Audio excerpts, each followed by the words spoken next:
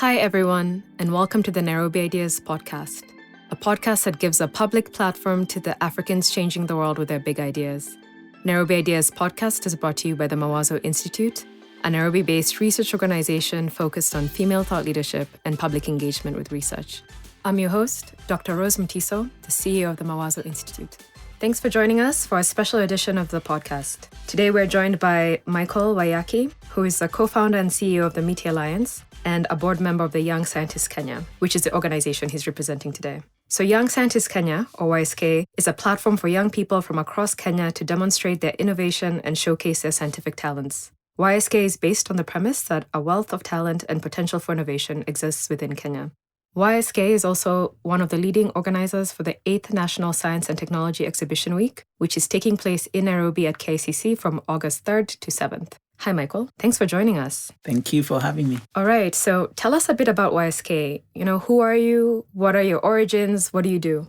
So YSK was founded in 2017. And that's the year it was launched in July. YSK previously was engaging with BT Young Scientists, where Ireland and its presence here through its Embassy of Ireland looked at the impact that BT Young Scientists Ireland had to Ireland, and over the years how it had driven innovation. And they thought, why don't we share the key learning lessons and see how Kenya can benefit on this? So in 2017, it was launched. And in 2018, we had our first national exhibition with 92 projects from 10 counties. So who are the people participating in this first exhibition? So the main beneficiaries and participants are students from high schools. And in 2018, it was from 10 counties only. But in 2019, we are going to have students coming from across 47 counties, and 13 of them are coming from special needs schools. So we are cutting across the bar and bringing everyone to the table. Okay, so for you guys who haven't read the latest GHC curriculum, Kenya has 47 counties. So this is all the counties. Yes. Okay. I know that you have the big national exhibition that, as you said, you launched in 2018 with the 10 counties coming up next week. But before we go deeper into that and tell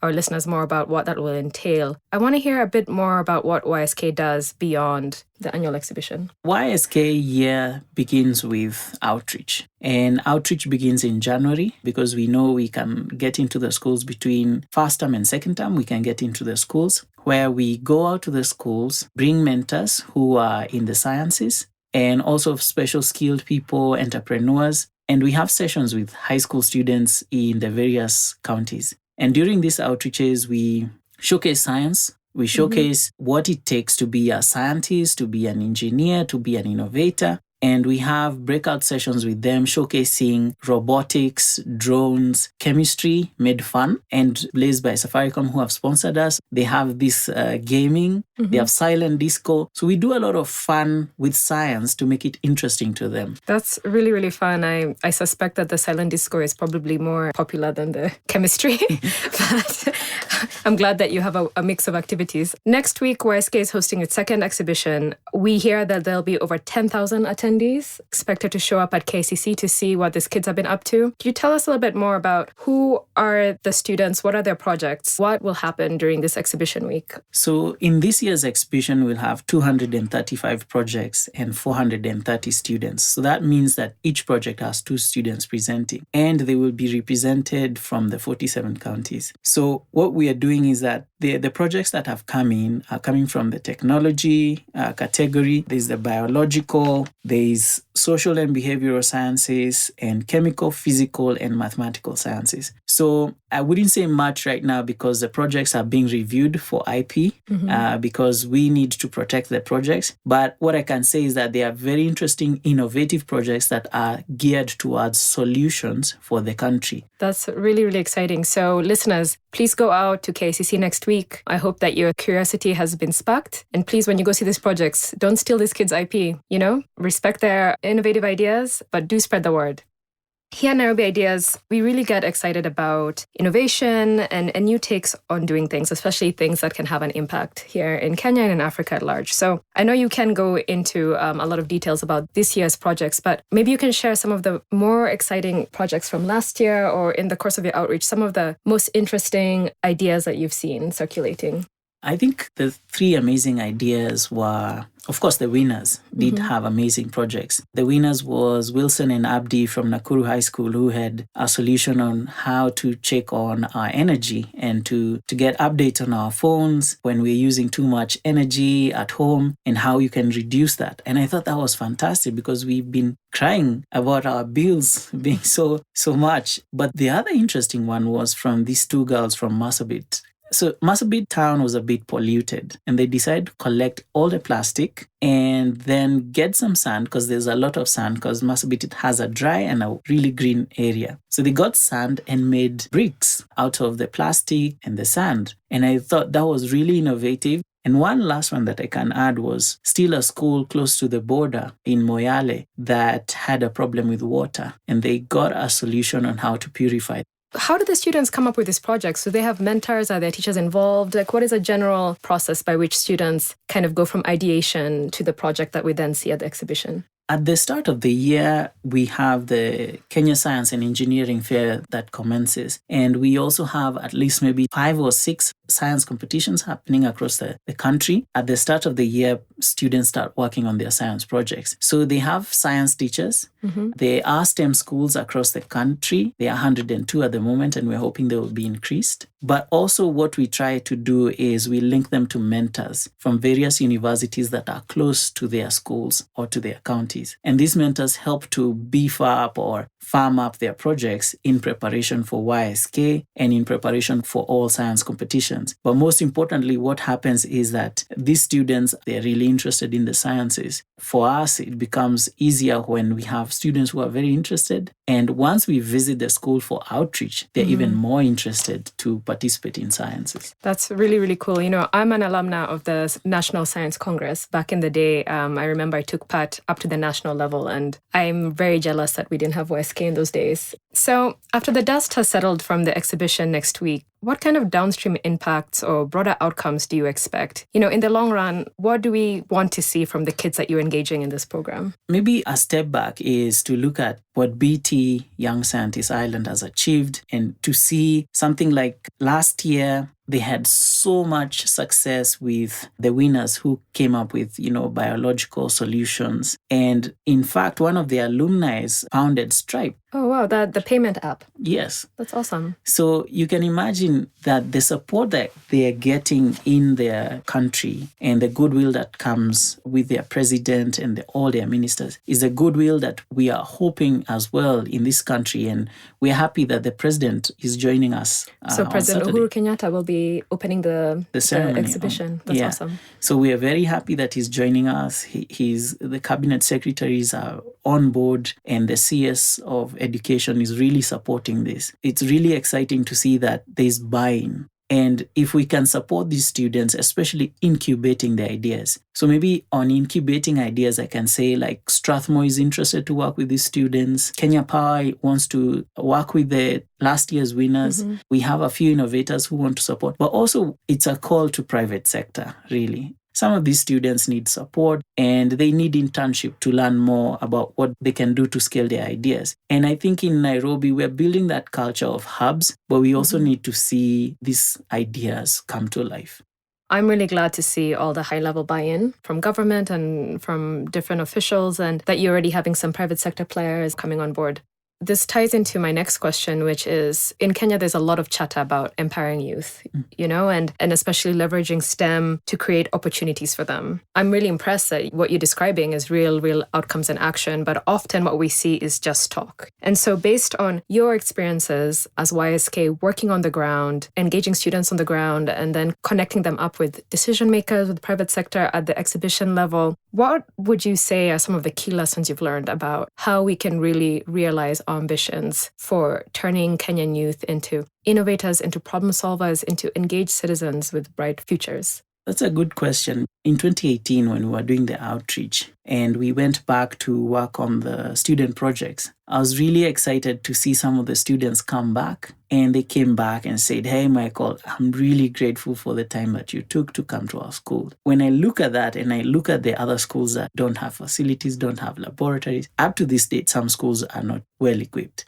So I was thinking that, we need mentors to go demystify, especially women mentors. We're really hopeful that we can get more women mentors to join us. We've never had a pilot. We've had engineers. So it's things like that, simple things that we could really see how we can introduce them to the schools. And so for the listener, the mentors are the people who join you during the outreach events in the schools. Yes. All right. So all the women, engineers, scientists, writers, thinkers, science enthusiasts, pilots. Okay. So pilots specifically. Yeah. Many students raise their hands saying, I want to be a pilot. If you ask, what do you want to be? So they raise their hands. They say, I want to be a pilot. That's awesome. I personally know a few pilots, so I'm going to ping them. I don't want to name and shame them on the podcast. Basically, YSK is extending an open invitation for you guys to reach out and be a part of these really fun outreach trips. You guys go all over the place. We were just talking before recording this podcast that you were just recently in Garissa. Can you tell us more about that? We had various outreaches, and Garissa was one of the most fantastic ones. So Garissa is far out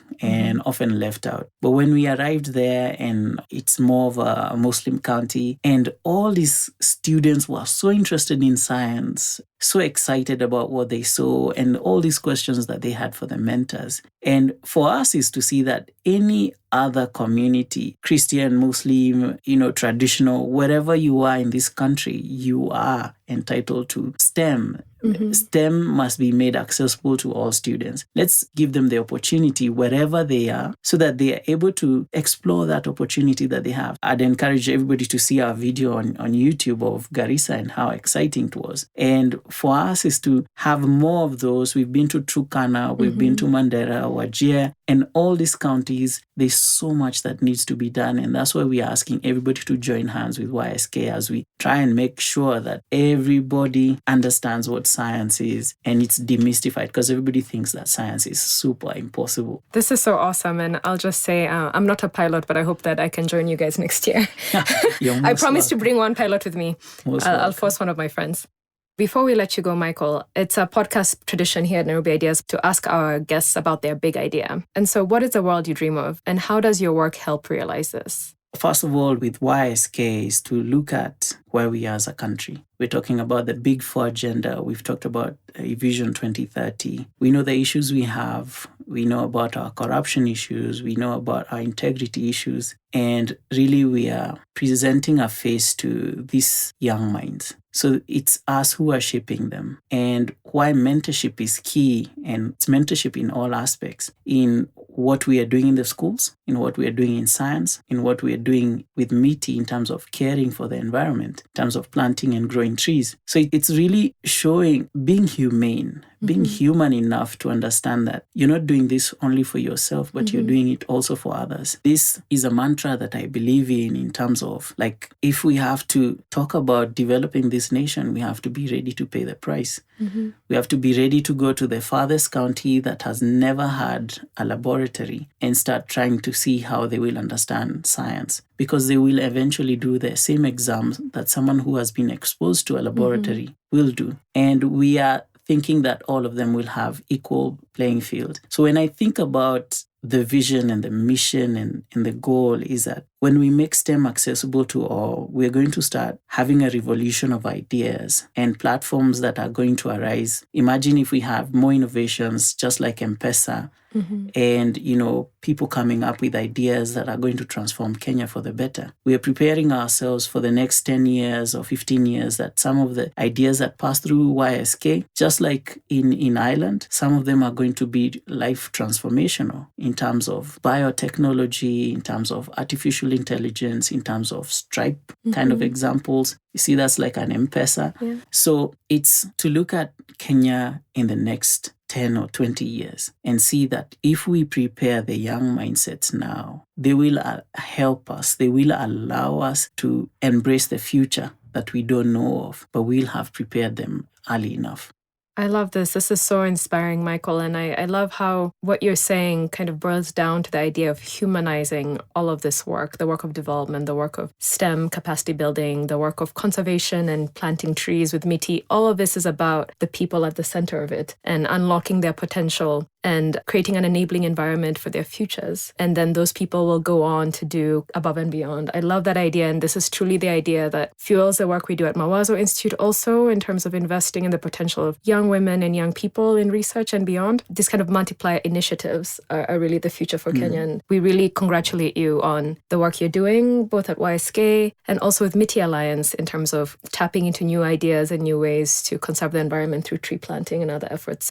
In closing, where can our listeners find out more about the National Science and Technology Exhibition Week, and how can they engage? You can find us on our website, which is www.ysk.co.ke. And we're also on Facebook as Young Scientists Kenya, on Twitter at Young Scientists Kenya as well, and Instagram as well. And they can visit us at the KICC. We will be there from the 3rd to the 7th. And you will also see some exciting things that we have prepared as well for the public, which is the STEM Village. So it will be a showcase of all amazing science things that we have been showing the students during our outreaches. Oh, that's awesome. So I can get to be part of the silent disco. And a lot of gaming. That's good to know. Yeah. Okay, so thank you so much, Michael, for joining us. And to our listeners, I hope that we'll see you at the KICC for the 8th National Science and Exhibition Week, opening August 3rd. You can also join me for a special session around breaking gender barriers in research, which is taking place on the 8th. That's Thursday, the 8th of August from 3:30 p.m. to 4:50 p.m. But otherwise, we'll be there all week. We'll be at the STEM Village. We'll be hanging out with the kids, checking out their projects, and we hope that you'll be part of that too. Thanks. Thank you.